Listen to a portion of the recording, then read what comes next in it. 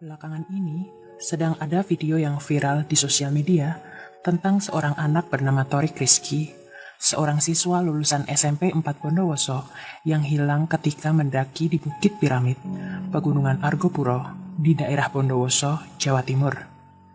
Ceritanya, si Thorik dan 3 temannya yaitu Pungki, Rizky, dan Syafril berangkat mendaki pada jam 5 pagi. Pendakian dimulai Minggu pagi tanggal 23 Juni pukul 7, melewati jalur Tegal Tengah dengan maksud untuk menikmati sunset di atas bukit. Di tengah perjalanan, Syafril tidak ikut mendaki ke puncak karena kelelahan dan memilih untuk menunggu di bawah. Ketika Minggu sore, kabut mulai turun. Mereka kemudian memilih turun. Dalam perjalanan, si Thorik berjalan di depan. Jalannya kencang sekali sampai 2 temannya, Pungki dan Rizky, tertinggal jauh. Ketika itulah jejak Thorik tidak terlihat lagi. Pungki dan Rizky sempat meminta Thorik untuk memelankan jalannya dan memanggil. Sempat terdengar ada jawaban, namun mereka tidak bisa menemukan di mana Thorik. Setelah turun dari bukit, mereka langsung melaporkan kejadian itu ke keluarga dan relawan. Mendapatkan laporan tersebut, relawan dan keluarga langsung melakukan pencarian. Sudah berhari-hari dilakukan pencarian, namun tidak ada tanda-tanda keberadaan Thorik. Belakangan juga banyak beredar kabar mengenai Thorik, mulai dari ditemukannya Thorik dengan keadaan selamat, sampai ditemukan seorang anak laki-laki yang tubuhnya tercabik-cabik. Namun dari beberapa berita yang belum diketahui kebenarannya itu, terdapat satu video yang menampakkan kejadian pencarian di Bukit Piramid. Di video itu tampak terdengar orang sedang berteriak-teriak di wilayah gunung. Di video tersebut terdapat tulisan, Thorik meminta tolong, tapi tidak tahu di mana. Seketika, kabar menyebar tentang seorang anak yang hilang di hutan, meminta-minta tolong, namun wujudnya tidak terlihat. Beredar pula video di media sosial tentang percakapan antara seorang kuncen dengan Basarnas bersama dengan ayah Thorik mengenai keberadaan Thorik. Bapak kuncen tersebut seperti mengatakan jika Thorik dibawa oleh ratu di kerajaan gaib yang ada di gunung tersebut. Disiratkan di perkataan tersebut jika Thorik, walaupun sekarang sedang berada di alam yang berbeda, ia diperlakukan dengan baik.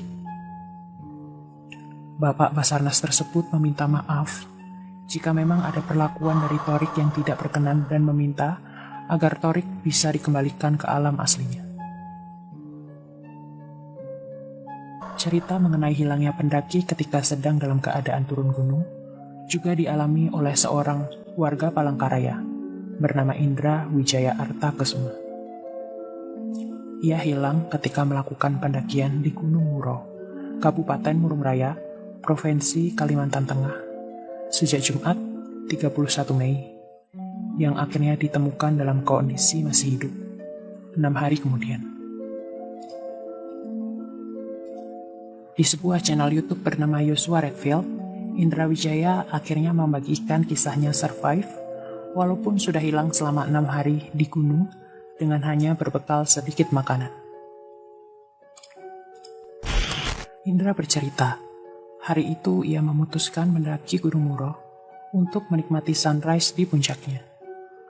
Sebelum melakukan pendakian sendirian, Indra sudah mencoba untuk bertanya-tanya pada warga sekitar mengenai gunung tersebut. Sebenarnya, ada gunung lain yang lebih menarik untuk ia daki. Namun, menurut penuturan warga sekitar, di gunung tersebut kerap ada orang hilang, dan desas-desusnya juga, gunung tersebut merupakan gunung yang biasa dipakai orang untuk mencari ilmu.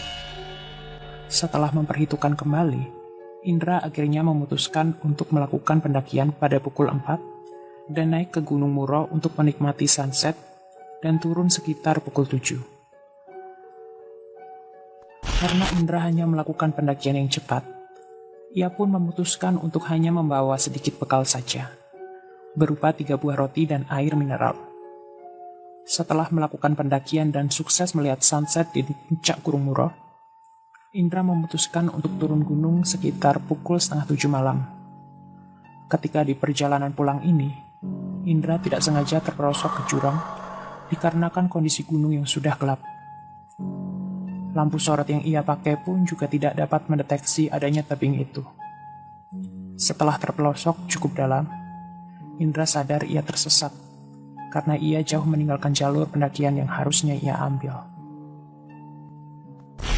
Indra yang sudah berpengalaman dalam mendaki ini memutuskan untuk mencari sungai. Karena hilir dari sungai pasti akan mengalir ke penampungan. Setelah menemukan sungai, ia sadar ini sudah malam dan suasana tidak memungkinkan untuk mencari jalan. Indra memutuskan untuk beristirahat di sebuah batu di dekat sungai. Di sini Indra mengalami kejadian yang lumayan mistis. Ia mendengar suara tertawa seseorang yang makin lama suaranya terdengar semakin dekat. Indra yakin sekali kalau itu bukanlah suara binatang. Tertawanya pun semakin keras membuat Indra berpikiran untuk berpindah tempat saja. Setelah tiba di tempat yang baru, ia memutuskan untuk tidur lagi. Di saat itu, Indra merasakan ada angin berdesir tidak biasa di telinganya. Seperti ada yang membisikkan udara dari belakang. Malam semakin mencekam. Hutan gelap dan sepi. Satu-satunya suara yang terdengar hanyalah suara hewan-hewan kecil dan pohon-pohon yang berdesir. Indra berusaha berpikir positif. Kalau desiran udara yang baru saja ia alami itu, mungkin hanya udara yang berdesir melewati lubang-lubang batu di sekitarnya. Hari-hari selanjutnya dilewati Indra dengan mencari jalan turun dari gunung ini. Berkali-kali usahanya harus terhenti karena ia diterpa hujan yang deras dan mantel yang ia pakai sudah robek dan tidak layak.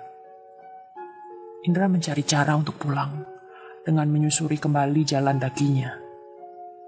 Ia bahkan berpikiran untuk mencari jalan mendaki ulang dan turun di jalur yang tepat. Ia menghabiskan waktu di gunung dengan berlindung di pondok-pondok yang diciptakan warga sebagai tempat bersinggah ketika berburu. Ia bertahan hidup dengan makan umbut, pisang, dan minum air sungai. Di hari ke-6, Indra sudah mulai kehilangan harapan. Kelelahan, kedinginan, dan kelaparan membuatnya kemudian berserah diri dan berdoa. Ya, jika memang ini sudah waktunya, ia meminta agar segera saja disudahi penderitaannya. Namun jika tidak, ia benar-benar meminta untuk segera dikirimkan pertolongan.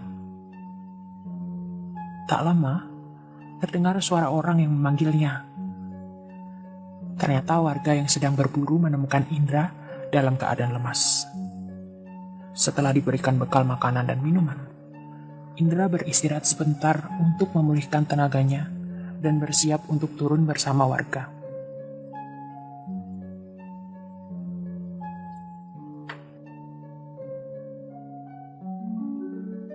Singkat cerita, Indra sudah pulang ke rumah keluarganya dan berbincang dengan saudaranya. Ia mendapat cerita jika tim SAR tak henti-hentinya mencari dan memanggil-manggil nama Indra sepanjang pencarian.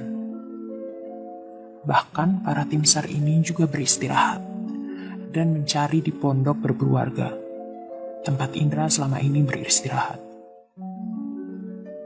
Seakan-akan selama ini mereka ada di tempat yang sama, namun tidak pernah bertemu dikarenakan mereka berada di dimensi yang berbeda.